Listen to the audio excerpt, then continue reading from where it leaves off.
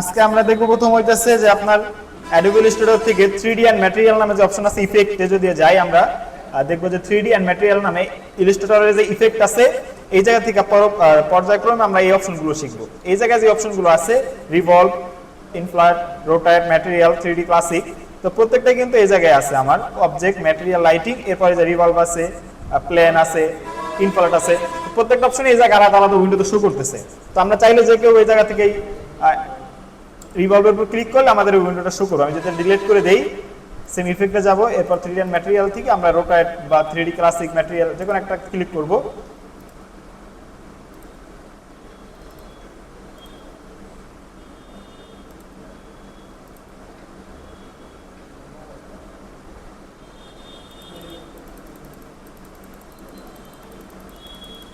তো প্রথমে আমরা যেটা দেখব যে আমি প্রথমে নরমালি আপনাদের এই ইফেক্টের কাজটা বুঝাই। একটা রেক্ট্যাঙ্গেল টুল দিয়ে একটা রেক্ট্যাঙ্গেল টুল নিলাম প্রথমে, এরপর এটাতে আমরা একটা ফিলে কালার দেব এবং স্ট্রোকে কোনো কালার থাকবে না, এটার রেড কালার দিলাম ফিলে। এরপর এইটাকে সিলেক্ট করে আমরা ইফেক্ট থেকে যাব 3D এন্ড ম্যাটেরিয়াল থেকে আমি এই জায়গা থেকে যে কোনো একটা অপশন চুজ করে নিই। আপাতত আমি এটা নিলাম, সাথে সাথে আমাদের এই উইন্ডোটা শো করলো। শো করার পর দেখতেছেন যে এই জায়গায় আমাদের জিনিসটা কিন্তু এখন একটা দিকে যে কোনো দিকে আমরা মুভ করতে পারতেছি মাউস থেকে। এই মাউস হোভার করলেই রোটেট ফ্রিডম বলা হয় এটাকে, রোটেট ফ্রি ফর্ম। এটা যদি আমরা হাত দিয়ে নাড়াই যে কোনো দিকে মুভ করতে পারতেছি, যেটা ব্যাক সাইডটা কিরকম। তো প্রত্যেকটা দিকে কিন্তু এদিকে এক সাইড আছে, এদিকে একটা ছায়া পড়া আছে। এই জায়গায় আরো কিছু অপশন আছে, দেখবেন যে ডিপ নামে একটা অপশন আছে, ডিপ। এই ডিপটা যদি আমরা বাড়ায় দেই এইটা যে থিকনেসটা আছে এই ডিপটারও বাড়তেছে, ঠিক আছে। এরপরে দেখবেন রোটেশন অপশন আছে, যেটা আমরা হাত দিয়ে রোটেট করতেছি। এই রোটেটটা এই জায়গা থেকে আমরা রোটেট যেরকম কাস্টম দেওয়া আছে যেটা আমি হাত দিয়ে করতে পারতেছি।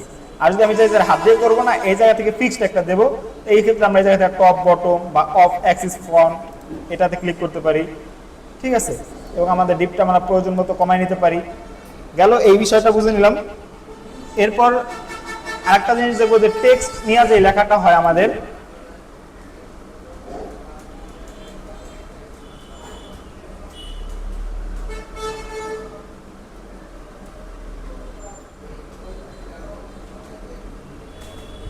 Adobe Illustrator লিখলাম। এখন এই লেখাটায় যদি আমরা একটা 3D ইফেক্ট দিতে চাই, প্রথমে এটাকে আমরা একটা বোল্ড একটা ফন্ট নেই,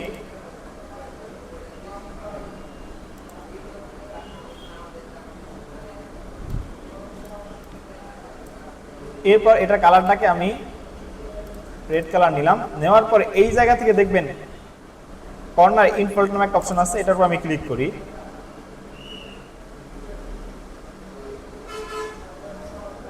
যদি কারো ল্যাপটপ বা ডিভাইস একটু স্লো হয় বা অনেক সফটওয়্যার সেটআপ থাকে, একটু রেন্ডারিং এ টাইম নিতে পারে, কারণ যেহেতু এটা 2D থেকে 3D একটা ভিউতে নিয়ে আসে, প্রিভিউতে একটু টাইম নিতে পারে।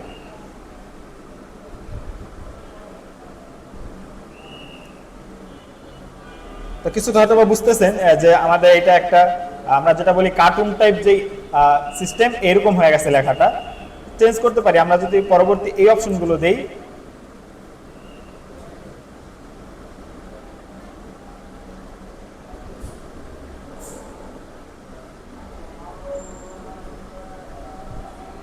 এটা যদি আমরা এবার আস্তে মুভ করি হালকা, তাইলে জিনিসটা বোঝা যাবে। এই জিনিসটা অ্যাঙ্গেল থেকে না হলে কখনোই বোঝা যায় না, ঠিক আছে। এরপর রিভলভ আছে, আমি রিভলভ দিয়ে দেখাই।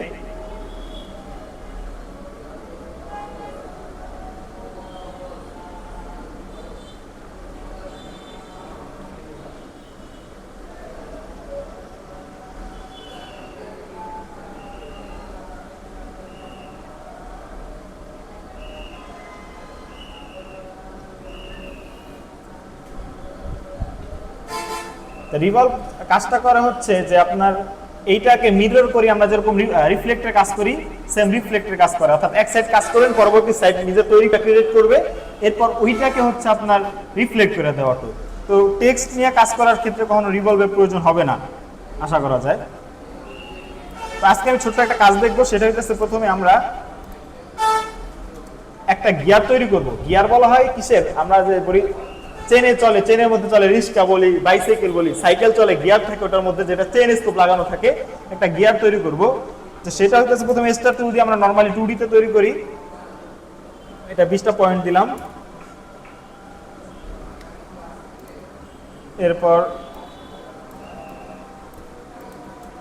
খেয়াল করবেন ডিরেক্ট সিলেকশন টুল নিয়ে আমি আমাদের এই পয়েন্টগুলো আস্তে বের করে দিই।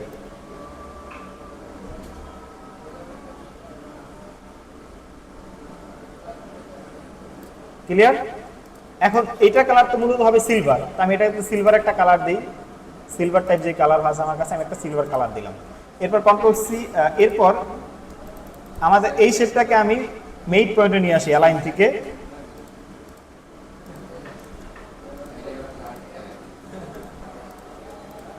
এরপর একটা ইলিপস টুল নেই।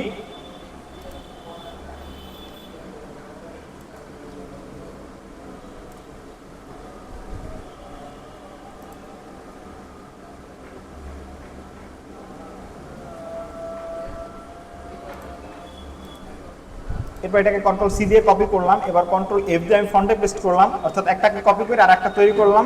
দুইটা শেপ হয়েছে, আমি একটাকে ছোট্ট করে নিয়ে মাঝে নিয়ে আসলাম। এবার এইটার ভিতরে কালারটাকে আমি ব্ল্যাক করে দিই। ক্লিয়ার? এরপর আমি শেপ বিল্ডার টুল নিয়ে ভিতরে যে অংশটা সেটা আমি কাইটা দিই, মানে ভিতরে খালি থাকে, ভিতরে কোনো কালার থাকবে না আমার। এরপর আমি সম্পূর্ণ জিনিসটাকে সিলেক্ট করে গ্রুপ করে নেই। গ্রুপ করার পরে আমরা যদি এটা সিলেক্ট করা অবস্থায় সিলেক্ট রাখাই, এই জায়গা থেকে আমি ক্লিক করলাম, আমাদের ইফেক্ট দিলাম।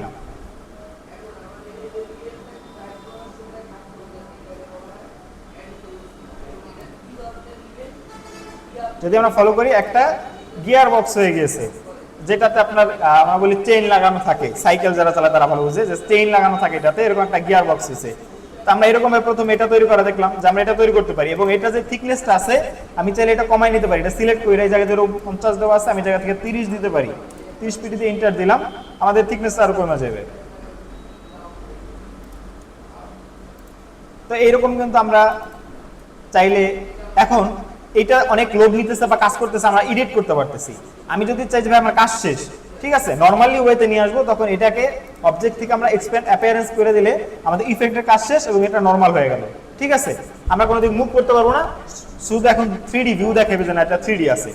এরপর আমাদের প্রয়োজন মতো যদি আমরা একটা ব্যাকগ্রাউন্ড দিয়ে এটার আমরা তৈরি করতে পারি, এরকম 4-5টা দিয়ে একটা ব্যাকগ্রাউন্ড দিয়ে একটা শ্যাডো দিয়ে নিচে, ঠিক আছে, আমরা কিন্তু এগুলো তৈরি করতে পারি। যেটা আমি ক্লাস আর আগে অনেক হয়েছে যে আমি এই জায়গায় এরকম একটা মেশ টুল নিয়ে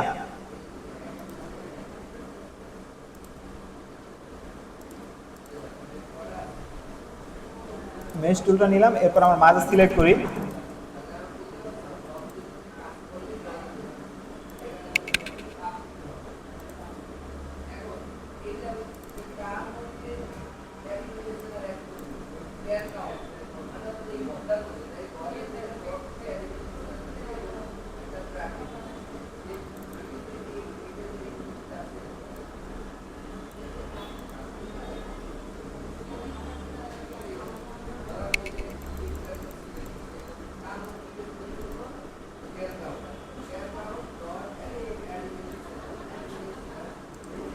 এরপর আমি অ্যারেঞ্জ দিয়ে এটাকে ব্যাকে দিয়ে দিলাম।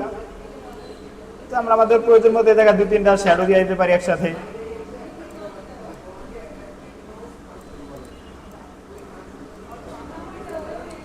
ক্লিয়ার? তো এইভাবে আমরা এটা করতে পারি। এরপর যদি আমরা খেয়াল করি যে আমরা কিছু একটা তৈরি করব, যেমন আমরা বলি যে ক্যান বলি বা মোজো, আমরা যে বোতলের ডিজাইন বলি, একটা বোতলের প্রথম যে প্রিভিউটা এটাও তৈরি করা হয় এই 3D দিয়ে। যেরকম আমি যদি জায়গায় দেই,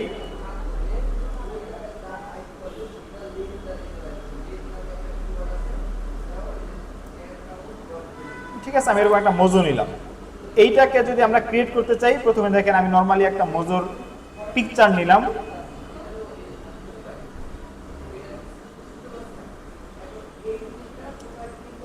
পিকচারটা নেওয়ার পর আমি নরমাল পিকচারটা কপি করে আমাদের সফটওয়্যারে নিয়ে যাই।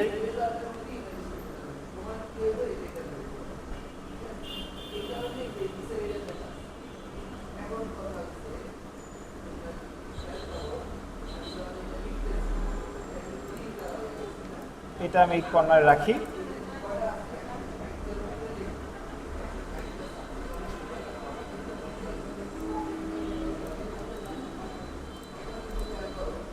এরপর এটাকে আমরা কন্ট্রোল 2 দিয়ে লক করে রাখি, একটা গাইডলাইন নেই, একটা গাইডলাইন নিয়ে এটার মেইন যে পয়েন্টটা আছে আমরা মেইন পয়েন্টে দিয়ে দিই।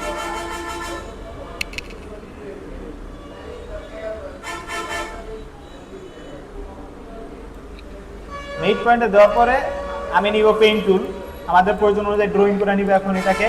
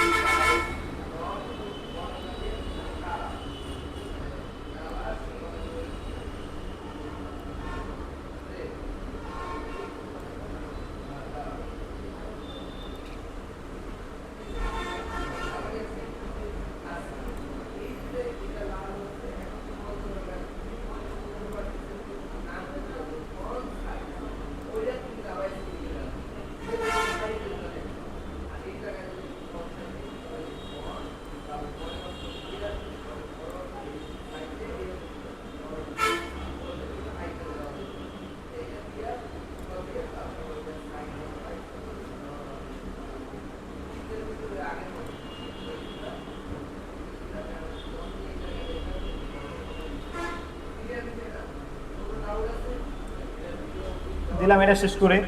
এখন আমাদের জায়গা পার্ট হচ্ছে এই একটা পার্ট একটা কালারের, এই একটা পার্ট হচ্ছে একটা কালারের এবং এইটা হচ্ছে আলাদা একটা কালারের। তো আমাদের সম্পূর্ণ প্রত্যেকটা কালার আলাদা আলাদা নিতে হবে। আমি এটা নেই, রেড কালার আছে এইটা, এই মুখটা আমি রেড কালার নেই।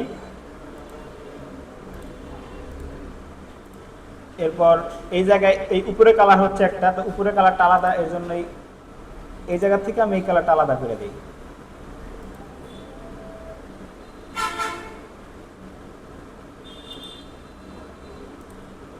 কন্ট্রোল শিফট একসাথে প্রেস করে আমি এই জায়গায় শেপ বিল্ডার টুল দিয়ে এটা আলাদা করে দিই।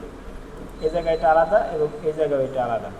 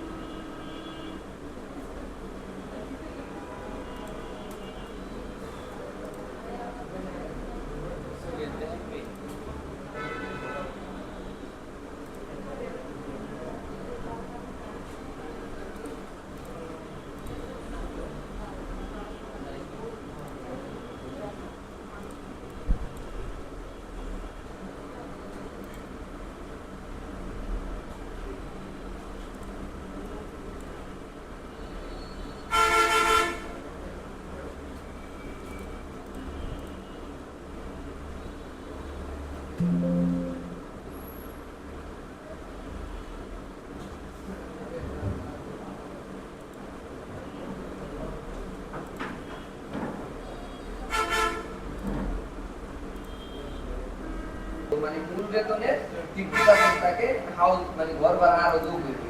তারপর মেডিকেল ভাড়া এর ওভারটাইম হইবে, ওভারটাইমে হেইটা আবার আলাদা একটা হিসাব, এটা হলো গান শিল্পের মেডিকেল তো সব সমান না, মেডিকেল সব সময় হয়, সবাইকে একই রকম দেয়, তবে ভিআইপি থাকতে পারে, এটা জানি না। তো ধরো মেডিকেলটা আমরা দিয়ে দিলাম হলো মেডিকেলটা দিলাম এইটা 10%, এটা সবাই এক দিলাম এবং একটার মধ্যে টান দিয়ে সবাই আমরা এটা দিয়ে দিলাম। ওকে, আচ্ছা ফাইন। এখন আমার মেইন সমস্যা হইতাছে কি নিয়ে, এই হাউস রেন্ট নিয়ে। তা হাউস রেন্টটা আমি এইভাবে দিলে সবাই 50% চলে আসছে, কিন্তু আমি এখানে কি দিব, ইকুয়াল ইফ দিয়ে আমরা বলবো যে যদি এই সেল সমান, এই সেল বলতে এই যে এই পজিশনের ঘর যদি কি হয়, এমডি হয়, এমডি যেইভাবে বানান লেখছে ওখানে এইভাবে এমডি হয়, তাহলে তার কি হবে, কমা দিয়া সেগুলো বেসিক হয়ে যাবো 30%, ধরো 30% সে স্যালারি পাবে। আর যদি না হয় তাহলে আবার ইফ হবে, আবার এইভাবে বলবো যে যদি এই সেল যদি ইকুয়াল এটার মধ্যে ইনভার্টেড কমাতে দিই বা এমডির পরে ধরো ম্যানেজার দিই, আপাতত ম্যানেজার দিলাম ম্যানেজার যদি হয় তাদের ধরো 40% দিলাম, তা কার 40%, বেসিকের 40%, কিন্তু 40% বাকিটা নেবেন 50 না, বাদ বাকি নেই, এইভাবে সবগুলাই আলাদা আলাদা ঠিক আছে? একটাই করতে হবে, একটা রো হওয়ার পরে তো টান দিয়ে সবগুলো হয়ে যাবে ভাই। এইগুলা তো সবগুলো লেখা লাগে না, মানে পরের বাদটা না না ওইটা না, বিষয়টা তোমার বুঝতে হবে তো, লেখা লাগে না। তুমি যদি একটা দুইটা বিষয় হইতো, যে যেমন ধরো এমনি আমার কথা বুঝতে আগে বুঝতে আগে, যে ধরো আমি সত্য দিলাম যে যে এক রোল সে পাইব একমাত্র 50%, আর বাকি যতটা আছে সেটা ও 2, 3, 4 বা